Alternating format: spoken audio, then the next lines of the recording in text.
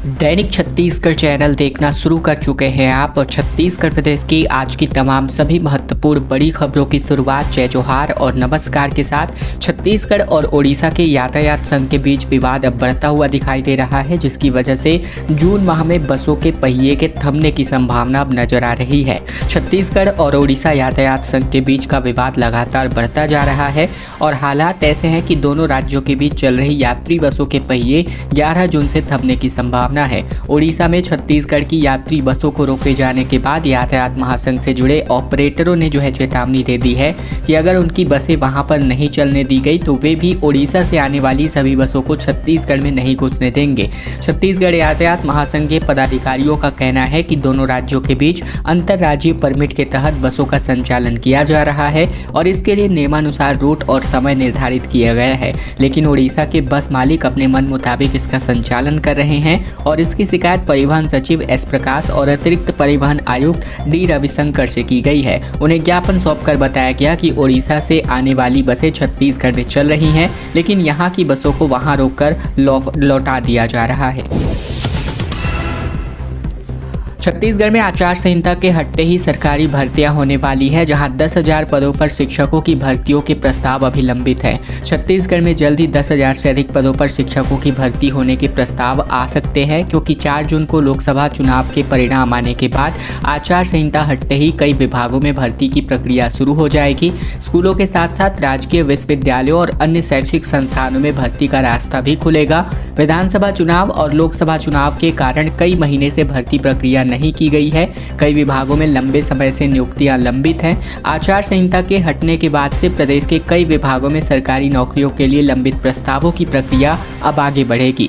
सबसे अधिक भर्ती स्कूल शिक्षा विभाग में होनी है। संभावना है कि सबसे पहले इसी विभाग में भर्ती प्रक्रिया शुरू की जाएगी। इसी के साथ ही छत्तीसगढ़ लोक सेवा आयोग में भर्तियों के कई प्रस्ताव आने के बाद भी प्रक्रिया अटकी हुई है। इसमें प्रमुख रूप से कॉलेजों में प्रोफेसरों की भर्ती का मामला है। नियमों में कुछ बिंदु ऐसे थे जिन पर आपत्तियां की गई है, हालांकि बाद में नियमों के संशोधन के चलते ये भर्ती नहीं हो पाई है। 595 प्रोफेसरों के पद यहाँ पर पीएससी के द्वारा उच्च शिक्षा विभाग के प्रस्ताव पर लिए जाने हैं। वहीं छात्रावास अधीक्षक के पदों पर भी आई हुई भर्ती जो 500 पदों पर आई हुई थी, जिसके लिए विभाग के प्रस्ताव पर 13 मई 2023 को पीएससी ने 500 छात्रावास अधीक्षक पदों की भर्ती का विज्ञापन जारी किया था, जिसे बाद में निरस्त कर दिया गया। हालांकि इस परीक्षा को कराने की जिम्मेदारी छत्तीसगढ़ व्यावसायिक परीक्षा मंडल को दे दी गई है। छत्तीसगढ़ में गोवर्धन योजना की तर्ज पर अब गौठानों का गौवंश अभ्यारण्य छत्तीसगढ़ सरकार बदलने वाली है। लोगों के उत्थान का जरिया बनाने की कोशिश की जाएगी। छत्तीसगढ़ सरकार गौवंशों को सुरक्षित रखने, उनके चारे पानी की व्यवस्था करने तथा स्वास्थ्य की देखभाल के लिए गौवंश अभ्यारण्य बनाने जा रही है। इनमें से अधिकांश अभ्यारण्य ऐसे स्थान पर विकसित करने की प्लानिंग है जहाँ पहले से गौठान बने हुए हैं। यानी सीधे शब्दों में अगर कहा जाए तो सरकार गौठानों का विस्तार कर उसे गौवंश अभ्यारण्य में बदलने की तैयारी कर रही है। सरकारी आंकड़ों के मुताबिक तत्कालीन सरकार ने प्रदेश में 11,000 से ज्यादा गौठानों का विकसित करने की स्वीकृति दी थी, जिनमें से 6,000 से अधिक गौठानों में अलग अलग गतिविधियां संचालित होने का दावा भी सरकार के द्वारा किया जाता रहा है। और अब जब भाजपा सरकार भी गौवंशों को संरक्षित करने की दिशा में आगे बढ़ रही है, तो ये योजना केंद्र की गोवर्धन योजना की तर्ज पर संचालित करी जाएगी। सूत्रों का कहना है कि जितने भी स्थानों पर गौठान बनाए गए हैं उनमें सरकारी जमीन और सरकारी धन का उपयोग हुआ है और ऐसे में इन्हीं गौठानों का विस्तार कर अभ्यारण्य का रूप दिया जाए तो इसमें किसी को कोई तकलीफ नहीं होनी चाहिए। केंद्रीय मंत्री गिरिराज सिंह ने जनवरी में ही इसके संकेत दे दिए थे और अब निगरानी सेल गठित करने को लेकर खबर भी आ रही है। युवाओं और महिलाओं को रोजगार देने संबंधित तमाम ऐसे काम है जो ये गौवंश अभ्यारण्य में हो सकते हैं, आने वाले दिनों में देखने को मिल सकते हैं।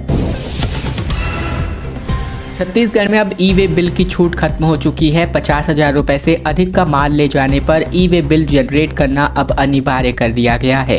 वाणिज्यिक कर विभाग यानी जीएसटी विभाग ने अब निगरानी तंत्र को मजबूत करने की दिशा में एक महत्वपूर्ण निर्णय कर लिया है। राज्य में ई-वे बिल के प्रावधानों में दी गई छूट को समाप्त कर दिया गया है। राज्य में व्यवसायियों के लिए अब 50,000 रुपए मूल्य से अधिक के गुड्स का परिवहन करने पर ई-वे बिल जनरेट कराना आवश्यक होगा। अभी तक राज्य में एक जिले के भीतर भीतर माल के परिवहन करने पर ई-वे बिल जारी करना आवश्यक नहीं था। साथ ही 15 वस्तुओं को छोड़ करके राज्य के भीतर किसी भी वस्तु के परिवहन पर ई-वे बिल की आवश्यकता नहीं थी। इसकी अधिसूचना राज्य सरकार ने 24 मई को ही जारी कर दी थी। वर्ष 2018 में ई-वे बिल के प्रावधानों में छूट से इसीलिए दी गई थी क्योंकि ये प्रावधान नए थे और व्यवसायियों या फिर ट्रांसपोर्टरों को इन प्रावधानों से अच्छी तरह परिचित होने के लिए समय दिया जाना जरूरी था। देश भर में ई-वे बिल के प्रावधान लागू हुए और अब 6 साल का समय हो गया है और अब सभी इससे अच्छी तरह परिचित हो भी चुके हैं।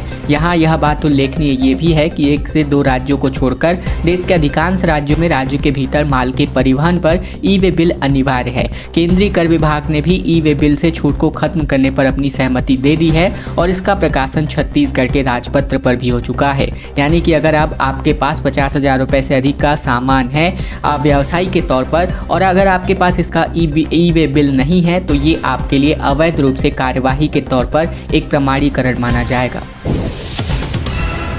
और अब खबर राजनांदगांव से, जहां 24 गांवों के ग्रामीण 3 दिन से गंदा पानी पी रहे हैं। राजनांदगांव में इंटकवेल के पास काई से नालों से लगातार बदबूदार पानी आ रहा है।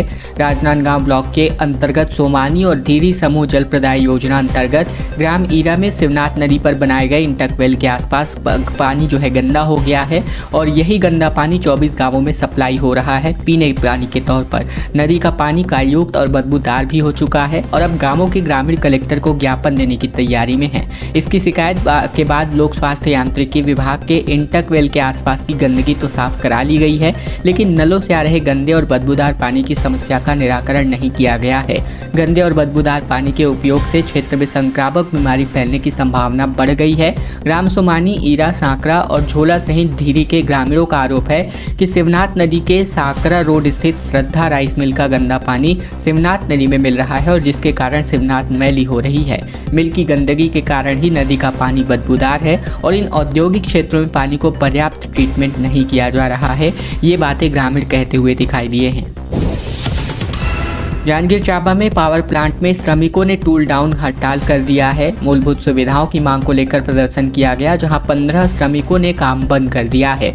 जांजगीर चांपा जिले के ग्राम पंचायत नरियरा में स्थापित KSK Mahanadi power company limited ने छत्तीसगढ़ पावर मजदूर संघ यूनिट के द्वारा अपनी मूलभूत सुविधाओं को मांगों को लेकर टूल डाउन कर दिया गया है और इससे पावर प्लांट के अंदर 100% काम पूरी तरह प्रभावित हो चुका है।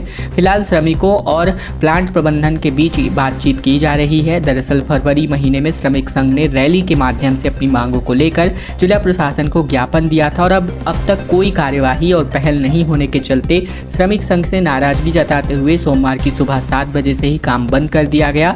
लगभग 1500 श्रमिकों ने काम बंद करके प्रदर्शन किया है और अब छत्तीसगढ़ पावर मजदूर संघ ने भी इनसे कई मांगे जानकारी की थी। दरअसल जानकारी के अनुसार अगर बात करें तो छत्तीसगढ़ पावर मजदूर महासंघ के अंतर्गत अप्रैल 2024 से लंबित इंक्रीमेंट, बच्चों के लिए निःशुल्क बस परिवहन सेवा, अस्पताल निर्माण कार्य जल्द शुरू करने समेत बोनस को एक सैलरी प्रदान करना, श्रमिकों के मेडिकल बीमा राशि समेत तमाम शर्तें हैं जिनको सरलीकरण करना और इन सभी तमाम मांगों को लेकर इनका प्रदर्शन अभी जारी है। छत्तीसगढ़ में एसआई भर्ती परीक्षा का रिजल्ट न आने की वजह से परेशान अभ्यर्थियों ने डिप्टी सीएम से मुलाकात करके अपनी मांगे रखी हैं। दरअसल छत्तीसगढ़ में सरकारी नौकरी यानी कि पंचवर्षीय योजना जैसे फॉर्मूले आपको देखने को मिल रहे हैं, क्योंकि छत्तीसगढ़ में 8 महीने पहले हुए सब इंस्पेक्टर की भर्ती परीक्षा के परिणाम अब तक घोषित नहीं हुए हैं। इसको लेकर अभ्यर्थियों ने रविवार को डिप्टी सीएम विजय शर्मा से उनके बंगले पहुंचकर मुलाकात की। अभ्यर्थियों ने एसआई भर्ती के लिए फिजिकल इंटरव्यू लेने के लिए कोर्ट द्वारा सरकार को दिए गए आदेश को जल्द पूरा करने की मांग की है। अभ्यर्थियों ने दावा किया है कि डिप्टी सीएम विजय शर्मा ने उन्हें कहा है कि एसआई भर्ती परीक्षा के नतीजों को लेकर विभाग अपना काम कर रहा है। विभाग को भी जो भी हाई कोर्ट के निर्देश दिए हैं उनको विभाग पालन करेगा। बता दें कि कुछ दिनों पहले ही हाई कोर्ट ने एसआई प्लाटून कमांडर के तकरीबन 370 महिला अभ्यर्थियों की जगहों पर 370 पुरुष अभ्यर्थियों को दूसरे चरण के लिए 45 दिनों के भीतर आमंत्रित करने के साथ पत्र जारी होने के 90 दिवस के भीतर चयन प्रक्रिया पूरी करने के आदेश जारी किए हैं। डिप्टी सीएम विजय शर्मा ने अभ्यर्थियों से कहा है कि मैं चुनाव के कारण व्यस्त हूं, उसके बाद भी मैं व्यक्तिगत रूप से बात करूंगा। पिछले 8 महीने में प्रदेश भर के 1300 से ज्यादा लोग परीक्षा परिणाम की वजह से लंबित हैं, लेकिन अभी तत्कालीन जो आदेश है उसको निर्देशित दे दिया गया है कि हाईकोर्ट में आदेश के बाद 370 लोगों को ज्वाइनिंग देने का निर्देश दिया गया है। ये बातें डिप्टी सीएम विजय शर्मा ने अभ्यर्थियों से कही। डोंगरगढ़ नगर पालिका अध्यक्ष के खिलाफ अविश्वास प्रस्ताव को लेकर खबर है, जहां भाजपा पार्षद दल ने कलेक्टर को पत्र लिखा है। कमीशनखोरी और भ्रष्टाचारी का इन पर आरोप भी लगाया गया। छत्तीसगढ़ के राजनांदगांव जिले के नगर पालिका परिषद डोंगरगढ़ में अध्यक्ष के पद के लिए भाजपा पार्षदों ने अविश्वास प्रस्ताव लाने की तैयारी कर ली है। पिछले दिनों मूढ़ीपाल में सभा में सीएम विष्णुदेव साय के सामने डोंगरगढ़ के 2 निर्दलीय पार्षदों ने भाजपा का दामन थामा था और तभी से ही डोंगरगढ़ की शहर सरकार पर अब खतरा मंडराने लगा है। 24 सीटों में से भाजपा के पास 14 पार्षद और कांग्रेस के पास 9 पार्षद हैं। एक कांग्रेस पार्षद की मृत्यु हो चुकी है और अब भाजपा पार्षद दल नगर पालिका अध्यक्ष सुदेश मेश्राम के ऊपर कमीशनखोरी भ्रष्टाचार का गंभीर आरोप लगाते हुए अविश्वास प्रस्ताव लाने कलेक्टर को पत्र लिखा जा चुका है। 4 मकान और 10 किसान की फसल को बर्बाद किया। छत्तीसगढ़ के जीपीएम के मरवाही में दंतैल हाथियों के उत्पात से दरअसल गौरेला पेंड्रा मरवाही जिले के मरवाही में अपने दल से भटक कर पहुंचे गए इकलौते दंतैल हाथी ने उत्पात मचाना शुरू कर दिया है। जिले में हो रही हानि को देखते हुए पड़ोसी राज्य मध्य प्रदेश के अनूपपुर जिले में अपनी सीमा में साथी को घुसने से बचाने के लिए उपाय करना शुरू कर दिया गया है।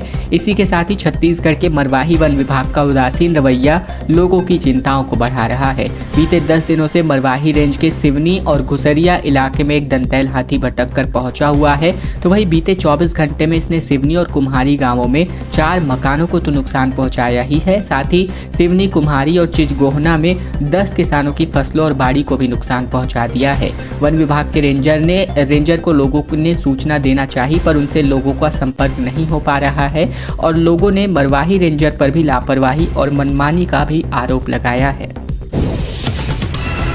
36 घंटे बाद भी ब्लास्ट की वजह अभी तक स्पष्ट नहीं हो पाई है। मलबे से शरीर के टुकड़े लगातार बरामद किए जा रहे हैं। परिजनों ने पहचान से इनकार कर दिया है और अब अंतिम रास्ता केवल डीएनए टेस्ट ही है। बेमेतरा जिले के बिरदा के स्पेशल ब्लास्ट लिमिटेड की बारूद फैक्ट्री में हुए धमाके की हम बात कर रहे हैं, जहां से लापता 8 मजदूर की अब तक कोई भी शिनाख्त नहीं हो पाई है। वहीं 36 घंटे बाद भी उनके संबंध में कोई भी जानकारी देने की स्थिति में प्रशासन नहीं है कि उनकी मृत्यु हो चुकी है या गायब है।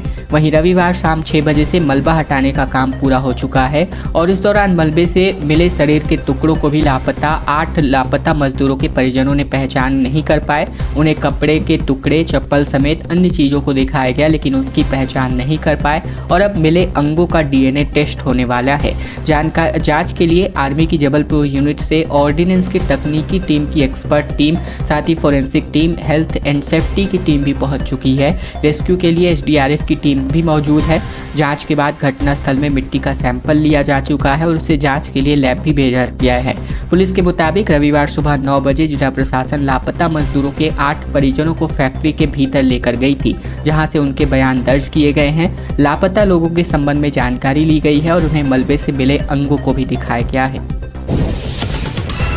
पीसीसी चीफ दीपक बैज ने गृह मंत्री शर्मा को एक सुझाव भेजा है, जिसमें कहा कि आप बस्तर को शासक बनकर नहीं अपना समझकर देखिए और बेचारगी ठीक नहीं है। छत्तीसगढ़ के बस्तर में शांति और नक्सलवाद खत्म करने के लिए गृह मंत्री विजय शर्मा ने पीसीसी चीफ दीपक बैज से सुझाव मांगे थे और अब दीपक बैज ने पत्र लिखकर सुझाव दिए हैं। उन्होंने कहा कि उप मुख्यमंत्री जी, आप बस्तर को शासक बनकर नहीं अपना समझकर देखिए। दीपक बैज ने कहा कि जो विश्वास पिछली सरकार ने आदिवासियों का अर्जित किया था उसको मत तोड़िए। जब तक बस्तर के लोगों का भरोसा अर्जित नहीं कर पाएंगे, इस लड़ाई को आप नहीं जीत पाएंगे। छत्तीसगढ़ में बजरंग दल के नेता और युवती की हत्या का मामला जो है खुलकर विरोध जो है इसमें देखने को मिल रहा है। लाठी और डंडों से इनको पीट करके इनका गला घोट दिया गया। हाईवे के किनारे इनके शव बरामद हुए। गुस्साए व्यापारियों का नगर बंद बीते दिन देखने को मिला। छत्तीसगढ़ के बलरामपुर की ये खबर है, जहां बजरंग दल के जिला सह संयोजक सुजीत सोनी जो 25 वर्षीय था और एक युवती की हत्या कर दी गई और इसके बाद लड़की के शव को जलाने का भी प्रयास किया गया। दोनों का शव सोमवार को बलरामपुर अंबिकापुर नेशनल हाईवे के किनारे पड़ा मिला। आशंका जताई जा रही है कि प्रेम प्रसंग के चलते इनकी हत्या की गई। मामला बलरामपुर थाना क्षेत्र के डुमरखी गांव का है, जहां दोनों का शव वहां स्थित ढाबे से तकरीबन 100 मीटर दूर जंगल में पड़ा हुआ मिला। लड़की की शिनाख्त बलरामपुर निवासी किरण काशी 22 वर्ष के रूप में की गई। वहीं सुजीत सोनी व्यवसायी परिवार से है। इसके बाद गुस्साए व्यापारियों ने शहर बंद करके चौक पर टायर जलाकर चक्का जाम कर दिया। सुबह 11 बजे से नेशनल हाईवे 343 पर जाम लगा दिया गया। तकरीबन 4 घंटे बाद तकरीबन 3 बजे के आसपास ये जाम खत्म हुआ। एसडीएम और पुलिस अफसरों ने आश्वस्त किया कि 72 घंटे में आरोपियों की गिरफ्तारी होगी।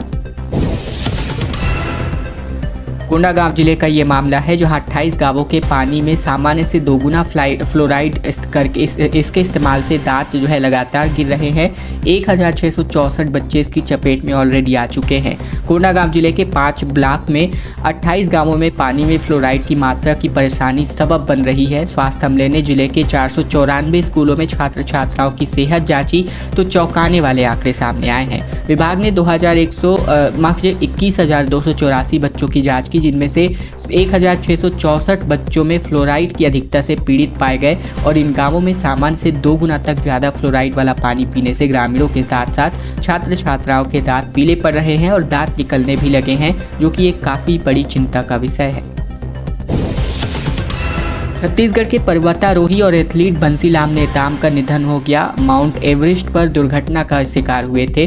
दरअसल साइकिलिंग में विश्व रिकॉर्ड बना चुके एथलीट पर्वतारोही बंसीलाल नेताम का निधन हो गया। बंसीलाल छत्तीसगढ़ पुलिस में कमांडो ट्रेनर थे। बंसीलाल साइकिलिंग में विश्व रिकॉर्ड बना चुके थे और इसके साथ ही वो एथलीट, पर्वतारोही, बाइक राइडर, महान प्रेरक वक्ता थे। 20 मई को वे माउंट एवरेस्ट पर दुर्घटना का शिकार हो गए थे, जिसके बाद उनका नेपाल में इलाज चलाया जा रहा था, जहां उन्होंने अपनी दोपहर 3 बजे अंतिम सांस ली है। अवैध कब्जा हटाने की मांग को लेकर सैकड़ों ग्रामीणों ने मुख्य सड़क पर जो है चक्का जाम कर दिया। 2 घंटे तक ये आवागमन पूरी तरह बाधित रहा। रायपुर के अभनपुर क्षेत्र का ये मामला है, जहां ग्राम कुर्रा में सरकारी जमीन पर किए अवैध कब्जे के विरोध में ग्रामीणों ने अभनपुर नवापारा मुख्य मार्ग पर चक्का जाम कर दिया। इससे पौने 2 घंटे तक आवागमन प्रभावित रहा। अधिकारियों की समझाइश और तत्काल बेजा कब्जा हटाए जाने की कार्यवाही के बाद ग्रामीणों का चक्का जाम समाप्त हुआ। बता दें कि ग्रामीणों द्वारा अभनपुर नवापारा मुख्य मार्ग पर चक्का जाम की खबर के बाद से प्रशासन हरकत में आया और मौके पर पहुंचकर ग्रामीणों को कार्यवाही का आश्वासन देकर चक्का जाम खत्म करने का अनुरोध किया, लेकिन ग्रामीण कब्जा हटाने की मांग पर अड़े रहे, जिसके बाद कार्यवाही को देखकर इन्होंने अपना चक्का जाम कैंसिल किया।